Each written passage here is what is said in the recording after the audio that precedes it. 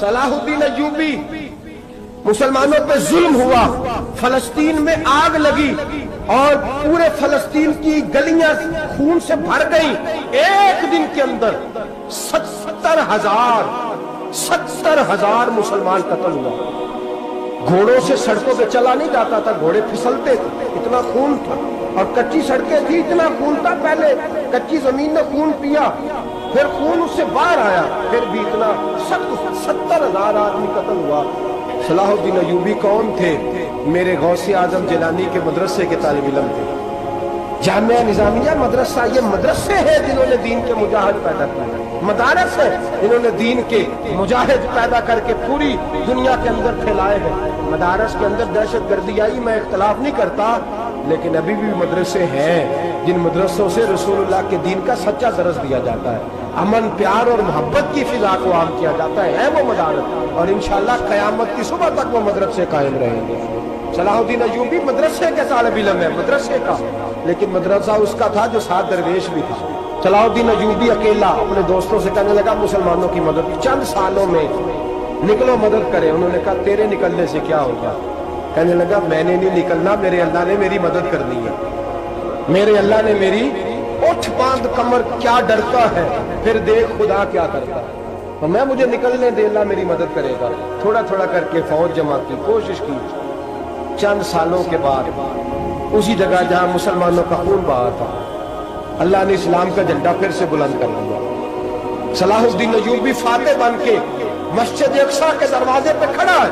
چند سال گزرے، عیسائیوں کا اپنا وہ ظلم ابھی یاد ہے، اور عیسائی سارے لیڈر کہتے ہیں تیاری کر لو، اب ہمارے بچے کاٹے جائیں گے، عورتیں بیوہ ہوں گی، گردنیں کٹیں گی، اب دیکھنا جتنا خون ہم نے بہایا تھا مسلمان اس سے دگنا بہائیں گے۔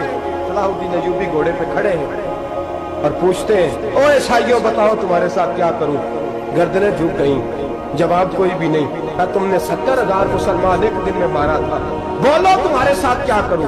تم نے ایک دن میں مسلمان یوں کاٹے جیسے گاجر مولی کاٹی جاتی ہے، بولو کیا کروں؟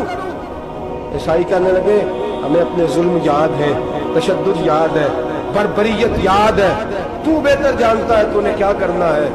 صلاح الدین ایوبی گھوڑے پہ فاتح کھڑا ہے، آنکھوں میں آنسو آئے، تڑپ کے رویا، کہنے لگا میں تمہارے ساتھ وہی سلوک کروں گا جو میرے مصطفیٰ نے قریش مکہ کے ساتھ فرمایا تھا، لا تثریب علیکم، جاؤ تم پر کوئی زیادہ، جاؤ تم آزاد ہو۔ اس نے کہا تو کر کیا رہا ہے؟ کہنے لگا میں کیا کروں، میں اس محمد کا ماننے والا ہوں جس نے معاف کرنا سکھایا ہے صلی اللہ علیہ وسلم، میرے پیروں میں زنجیر ہے رسول اللہ کی غلامی کی، جاؤ تم آزاد ہو۔ اس نے کہا تم آزاد ہو، لوگوں نے کلمہ پڑھنا شروع کر دیا، اشہد ان لا الہ الا اللہ واشہد ان محمدً عبدہ۔ سارے قبیلے کے کچھ نہ کچھ لوگ مسلمان، ایک قبیلہ رہ گیا مسلمان نہیں ہوتا۔ صلاح الدین ایوبی اپنے خیمے میں بیٹھے ہیں تو ایک بی بی آ گئی، اس قبیلے کا کوئی شخص مسلمان نہیں ہوتا۔ بی بی آئی، آ کے کہنے لگی میرے 4 بیٹے جنگ میں کھو گئے، چھوٹے چھوٹے بچے جنگ میں کھو گئے، مل نہیں رہے، فوجیوں کو حکم دے مجھے میرے بچے تلاش کر کے دے۔ صلاح الدین ایوبی نے جھٹ پر سر پہ امامہ باندھا، نیزہ پکڑا، سینے بند باندھا، اپنے جبے کو سمیٹا اور بات کہنے لگی تو کدھر جا رہا ہے؟ کہنے لگا میں خود تیرے بچے تلاش کر کے دوں گا۔ صلاح الدین چند سپاہی ساتھ ہیں، گلی گلی نکلے، گلی گلی فجر کے نکلے، اثر ہو گئی، تھک گئے، 2 نمازیں صحرا میں پڑھی، جنگل کے اندر پہنچے تو ایک کونے میں 4 بچے ایک جگہ ڈرے اور سہمے ہوئے بیٹھے ملے۔ صلاح الدین ایوبی اٹھا کے لائے، ماں کو کہنے لگے تیرے بچے ہیں، نکلا اس لیے تھا کہ میرے نبی نے فرمایا بچے جدا ہو تو ماں کو درد بڑا ہوتا ہے، اور میرے رسول نے فرمایا تھا جب جنگ کرنے جاؤ تو کھیت برباد نہ کرنا، فصلیں تباہ نہ کرنا، بچوں کو ماں سے جدا نہ کرنا۔ فرمایا میں سوچ رہا تھا تیرے بچے کہیں میری وجہ سے جدا ہو گئے تو مصطفیٰ کو جواب کیا دینا۔ فرمایا تیرے بچے ڈھونڈ کے لایا ہوں۔ بچے ماں کے پاس آنے لگے تو ماں نے بڑے بیٹے کے منہ پہ تھپڑ مارا، کہتا اماں کیا ہوا؟ کہنے لگے تو نے سنا نہیں کہ دشمن سے بچوں کی اتنی حفاظت کرتا ہے، میرے پاس نہ جا، اس کے قدموں میں بیٹھ جا۔ جس نبی کے غلام اتنے سچے ہیں وہ نبی کتنا سچا ہوگا، جس نبی کے نوکر اتنے کھڑے ہیں وہ نبی کتنا کھڑا ہوگا، جا کے کلمہ پڑھ لے۔ مسلمانوں کی نا ایک تعداد لڑتے لڑتے لڑتے لڑتے دور چلے گئی، تاتاریوں نے قید کر لیا، 4 مسلمان تھے، تبلیغ کرنے گئے، جنگ کرنے گئے، जिहाद करते करते काफिरों से लड़ते लड़ते तातारी कौम में चले गए, वहां कैद कर लिए गए तो सजाए मौत का हुक्म हुआ। 4 बुजुर्ग थे, सजाए मौत का हुक्म हुआ तो तातारी बादशाह जो था वो बड़ा खिलाफ था, बड़ा सख्त मुखालिफ था मुसलमानों का। उसने कहा कि इनको जब फांसी देना तो मुसलमानों को तो मेरे सामने देना। अब 4 आलिम हैं, 4 सूफी हैं, सफेद दाढ़ियां, सर पे इमामे। फांसी का वक्त आया तो जो फांसी घाट है वो एक है, चारों को इकट्ठे फांसी नहीं हो सकती। एक को कहा कि एक एक करके इनको फांसी दो। जब फांसी का वक्त आया ना तो जो सबसे पीछे सूफी थे वो दौड़ के आगे आए, कहने लगे बादशाह पहली बारी मेरी लगा पहली। अब बादशाह ने कहा ठीक है इसे लटका दो। वो करीब आए तो दूसरे दौड़ आए, कहने लगे नहीं नहीं पहली बारी में, मैंने ज्यादा काफिर कत्ल किए, मेरा बड़ा जुर्म है, मुझे पहले सजा दो। उनको फांसी देने लगे तो तीसरे आ गए, कहने लगे नहीं ये तो मेरा कत्ल करता था, रास्ते मैं बताया करता, ढूंढ के मैं बतलाता था कि यहाँ ज्यादा तादाद है, मुझे पहले फांसी दो।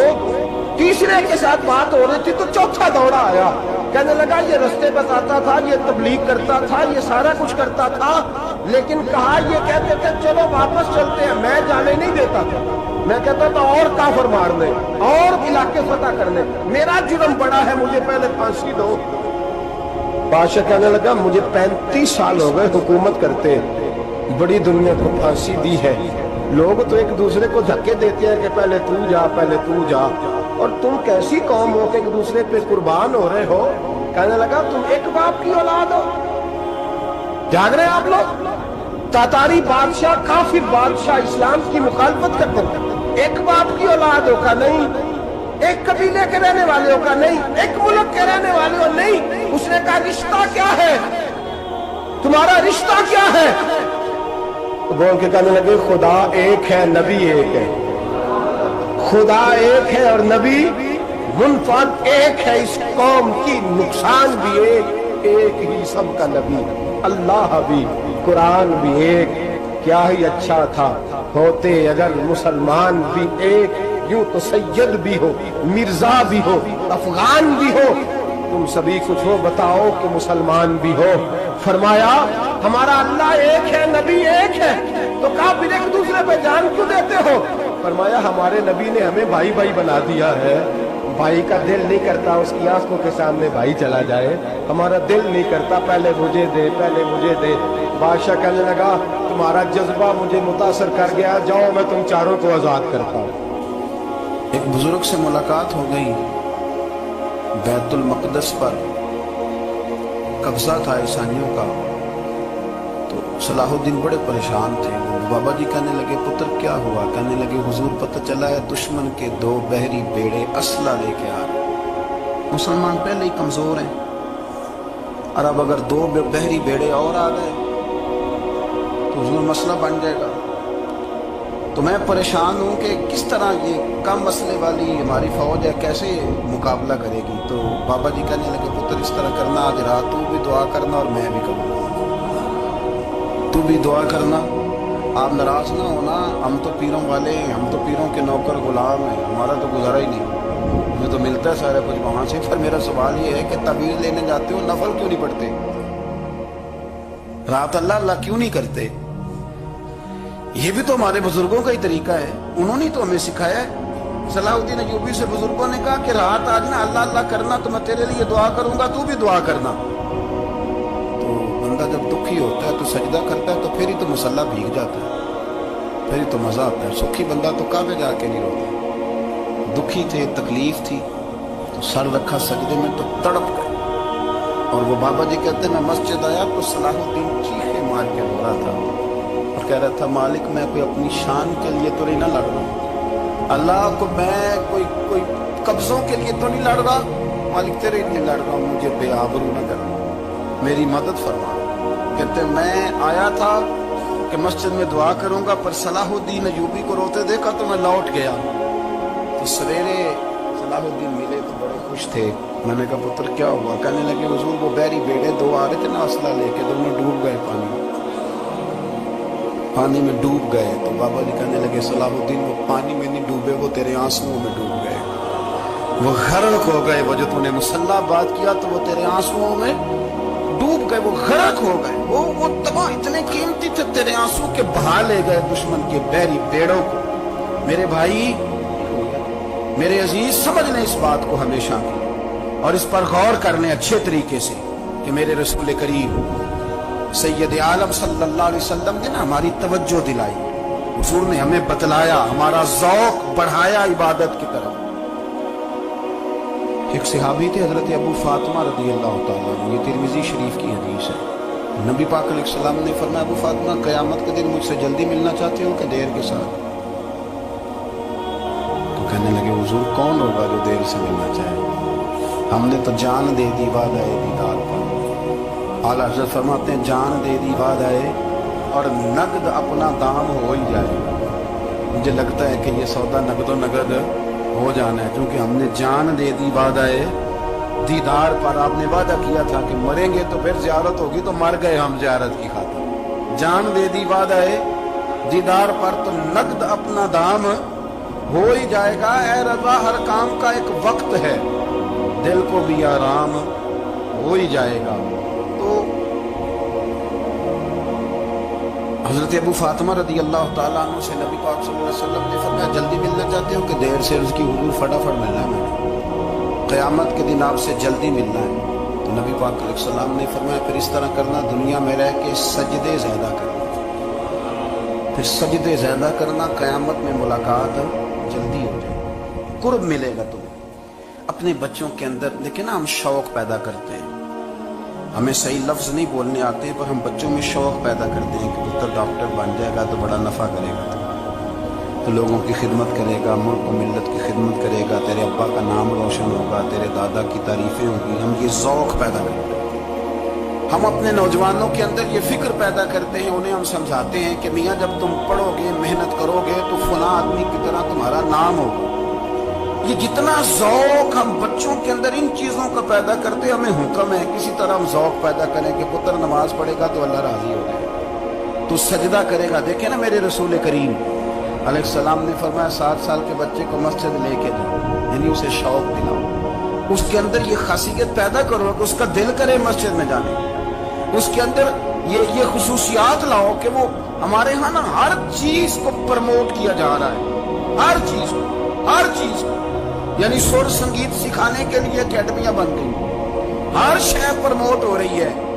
इबादत का जज्बा कम होता है, अल्लाह अल्लाह का ज़ौक़ हमारे अंदर नहीं रहा। और इतना मुश्किल हमने अपने लिए बना लिया है कि वो बंदा जो बड़ी जबरदस्त मज़हबी गुफ्तगू कर रहा हो और तगड़ी बात कर रहा था, क्या बात है, लेकिन नमाज के बारे में कमजोरी दिखा जाता है, नवाफल के बारे में वो चुपके से निकल जाता है। इमाम अहमद बिन हम्बल रहमतुल्लाह ताला अलैह, मुस्नद इमाम अहमद बिन हम्बल 14 जिल्दों में है मार्केट में, और मुझे तो खैर पसंद ही पड़ी है, मैंने तो कई दफ़ा पढ़ी है। और क्या बात है, इमाम अहमद कैसे तगड़े किस्म के मुहद्दिस थे, और अल्लाह ने कितना उन्हें एजाज़ अता फरमाया। ये कोड़े भी खाते थे दीन की खातिर, सारा कुर्ता लहू से भर भी जाया करता, बड़ा एजाज वाला शख्स थे, बड़े एजाज वाले।